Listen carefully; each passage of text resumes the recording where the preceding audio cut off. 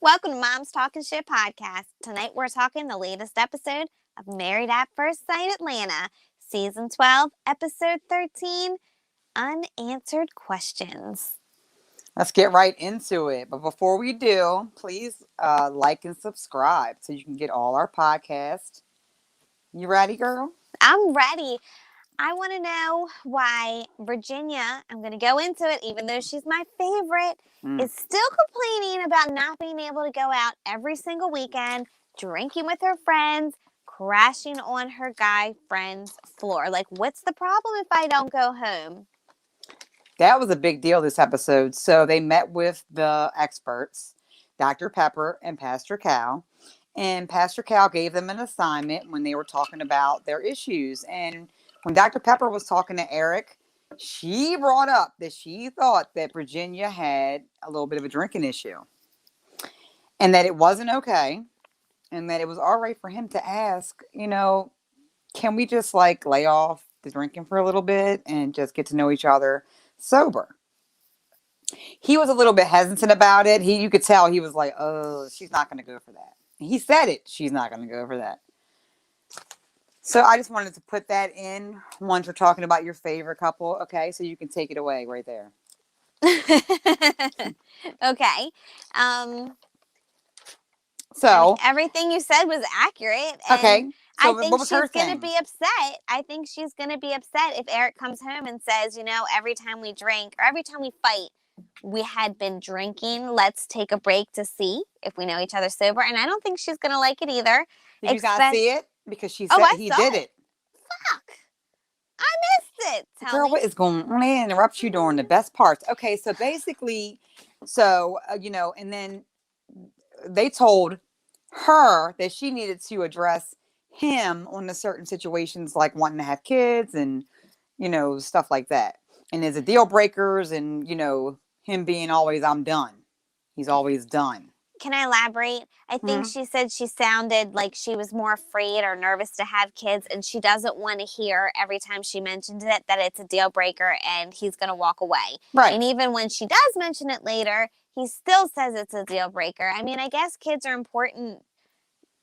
And if that's something that you put on your application at Married at First Sight, I think that would be 2 check boxes that should have been checked for 2 people to be together. And that's a common theme that we're going to hear throughout the episode. We'll get into that later.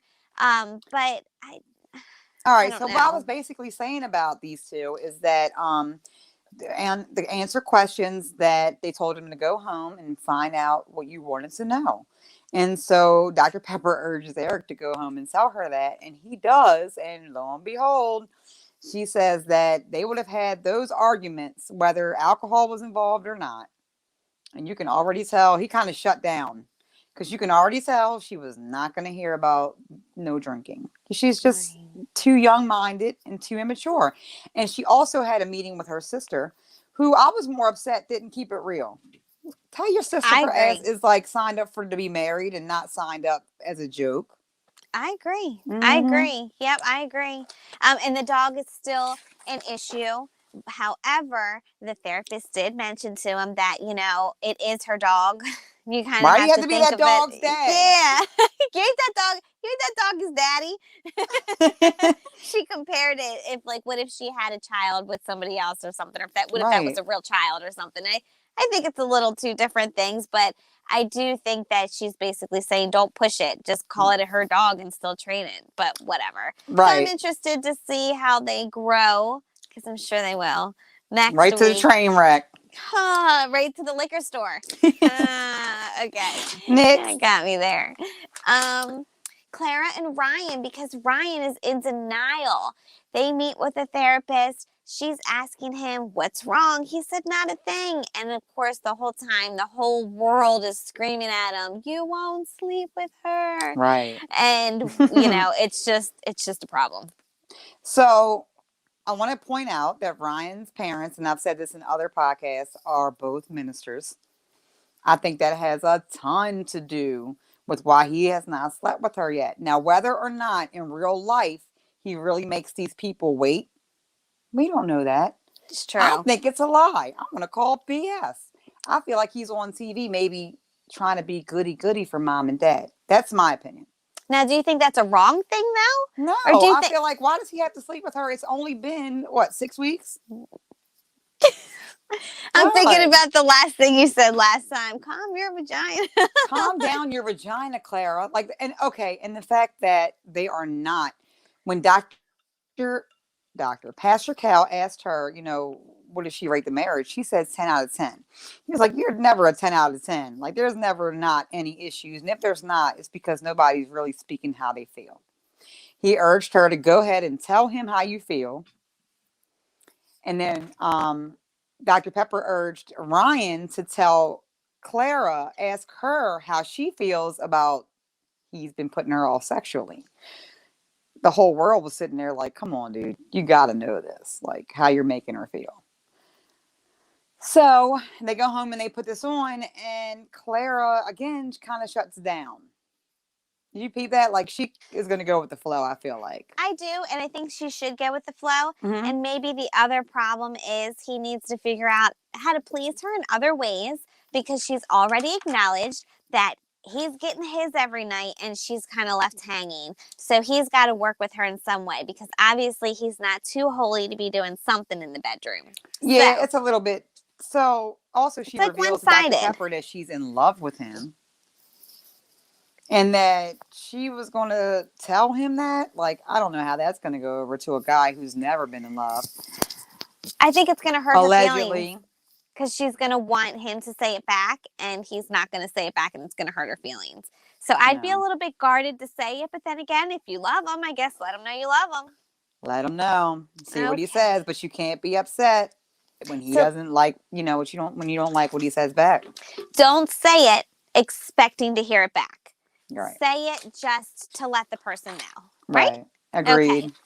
Haley and Jacob, they're still struggling, and when they met with the therapist, they basically said to both of them, what do you know about the other person? Like, what do you really know? Nothing. And exactly. So they figured that they needed to get down to the root issue and find out.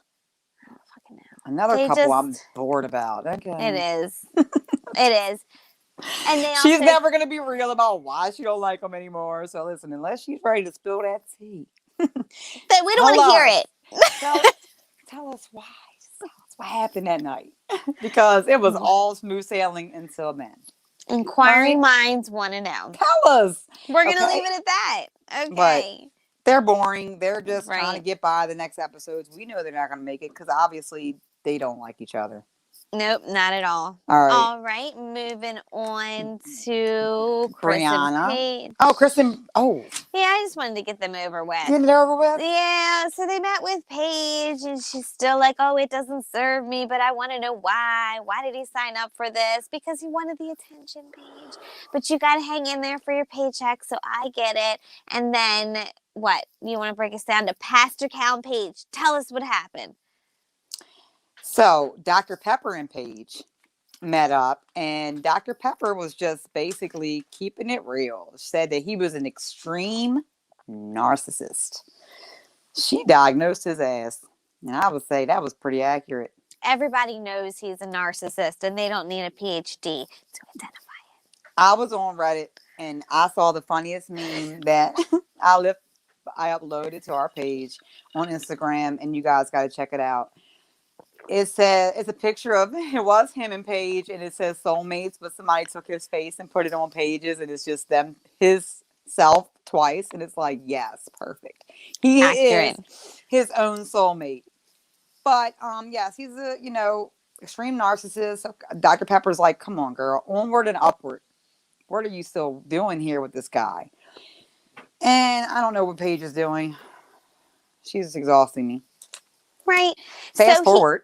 And he was talking to Pastor Cal, and he was trying to give one excuse after another, but basically saying that, oh my gosh, they could have picked all of the girls in Atlanta, and there's so many pretty girls to choose from, and they chose somebody with a face that he wasn't happy with, and that's why he kind of is acting the way that he is throughout the season. And Pastor Cal called him out on every single thing that he said. It's the face for him. What an asshole. She's going burned to me hear up. it. Why do you keep saying this about her? Like, let it go. If you don't like her, just say you don't like her. And if you want to hang out there sometimes, but every opportunity that he gets, he dogs Paige behind her back. Makes me Oh, mad. all the time. And I don't know why he thinks that he's all that. Oh, and spoiler alert, we know that on decision day, they're going to try to go in undecided. So what happened from now, Until then. till then? Ugh. Can't wait to see. But Kind of, didn't not like her really. face. And he tells Pastor Cal all the millions of women, white women, black women, Hispanic women in Atlanta, you chose her. As if she isn't beautiful. Right. There's something wrong with her. He's Like, so really wrong with superficial. her. He is so superficial and Now, ignorant. do you think that she would be one of those stalker girls that, like, if somebody broke up with them, she'd be like, but he loves me? Because she just won't go away. I It thought ain't about looking that. good. It's not looking No. good. Oh, gosh. It's not. Okay. But he felt that, Next. he was going to be talking to Pastor Cal, and he was really disrespectful The whole throughout time. the whole time. He was cackling and laughing and making little digs, and and Pastor Cal was Being like, so Chris-like. "You wanted a power couple," and he's like, "No." He's like, "I'm not picky." He was like, "You're not picky? Like, really?" You're the definition of picky. It's terrible. He's tacky. He's tired. I'm tired of listening to him. And next, Last, Brianna and Champagne Vincent. well, they're cute. They're getting along and they're talking about their monthly expenses. And Brianna spends $450 on her grooming a month. Ugh. Okay, Vincent's not comfortable with that. She also wants to spend a lot in entertainment, and he's like more of we can save and stay home. $350 That's on on the entertainment a low month. end. Right. Because 200 was for one night when she explained $200 for one night. So I think that she's making Vincent feel really uncomfortable with the money situation, and you could tell he was like close to blowing up, but I think he handled it well this time instead of acting like a little baby. Right. Okay. But I think Yeah, that, you can I see in guess, his face when she was like he's frustrated. His face was like, especially when they did that with the money. He expressed how he wants to save. She expressed how she wants him to still court her. She wants to experience things with him that cost money. Remember, this was happening a little bit with Olivia in the last season. same thing. And the fact that she makes more money. Mm-hmm. Both of them. You're right. Definitely. The ladies were making more money than the men. It was Mm-hmm. making them feel a little bit inferior. They want to be able to do what they want with their money, which I kind of think they should be able to. So if Brianna can afford it and she wants to spend $450 a month on herself grooming, as long as she's not draining herself of all her money, then she should be able to spend $450 a month on what she feels is worthy. Well, some would say she may have to compromise Oh, that's true. and try to make him happy at the same time, because if Right. he feels as though he can't live up to that monthly budget, she's got to bend a little bit. She can't just be like, well, I make all the money, because some guys Well, can't no, handle that. but as long as she's still paying her half of the bills, Mm-hmm. whatever she does with her money, and as You know long how as some she's guys still can't handle saving, that if well, some are he's paying got for to him. figure right, but he's got to figure that out. Like Mm-hmm. that's something that he's going to have to sort through. It's her money; I she can do with what she wants as long as she's handling it and still saving something. If she's blowing through it all the time, that might be another topic because he does want to have to save for the future. And I do agree that she should still be courted. Just because they're married doesn't mean they have to stay home all the time. But I don't think that is what he's expecting to do either. Well, let's talk about the real topic right now.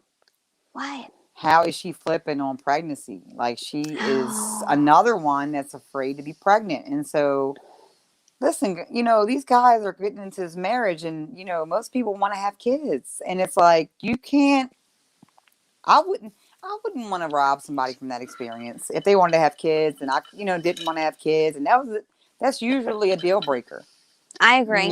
So I don't understand, like you said, how they ended up together. They must not have been honest on their paperwork. And she did say the reason why she didn't want to have kids was because of the high blood pressure, which I think was a cop out, and that she's afraid to physically have a baby. And Yeah. it is scary. It And I'm hurts. going to give that to her. Get that epidural. But it's still something that it's a hurdle that you're going to want to go through. And it's something that you should talk about, decide whether or not you're going to try for it. It's worth it. Or not. Oh, Yeah. 1,000% worth it. It's so hard. I was scared too, though. I was one of them ones like, I'm never having a baby. That shit, nope, it hurts. Nope. Oh, I was always scared. knew I wanted to, and it was so much worse than I ever thought it would be. But I did it again. Yeah, you did it twice. It went better the second time. So right. Yeah. So, but you know what All though? right. Like before we get out of here, I wanted to pick one thing about your girl. I wanted to pick on you about your little favorite couple before we leave. Do it. You know, if Eric lets her know in advance, if about a weekend that they can have together, then maybe she can fit him in. But she is not canceling her plans for him. Right. That's some tacky. I think she's trying to find petty stuff to hold her ground on, and she just needs to like give it up. Pick In your advance? battles. Right. Pick your battles. Make Okay. him feel like a priority, and Don't sign up on a drunk whim. there you go. That's all we got for Married at First Sight tonight. So we don't have, I'm not sure how many episodes we have left, but we are dragging on the season with everybody. Yes. We're going to see what happens next. So be sure to join us on our social media at momstalkingshit.com. You can find us everywhere. And thanks for the support. Good night. Welcome to Mom's Talking Podcast. It's Stacy. It's Tony.